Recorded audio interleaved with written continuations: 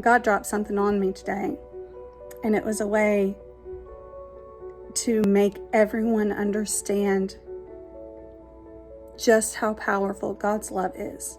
In order to understand how powerful God's love is, first you have to realize love is a choice.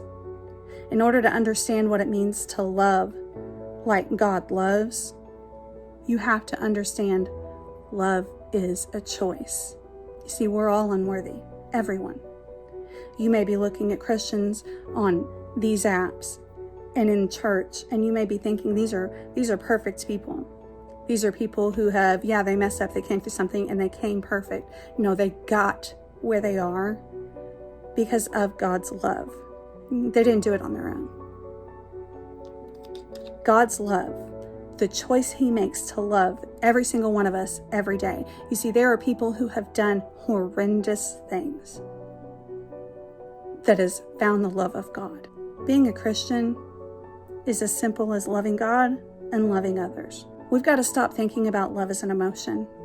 Love isn't an emotion, it's a choice. You have to make the choice to love someone. That means that everything that we have done wrong and every time that we have failed, God has still chosen to love us. I want you to think about everything you have ever done wrong. I want you to think about everything you believe makes you unworthy for God's love. And then I want you to understand that none of that stops his love. He chooses to love you anyways. That's the gospel. It's that simple. None of us in the churches, none of us on these apps are perfect people.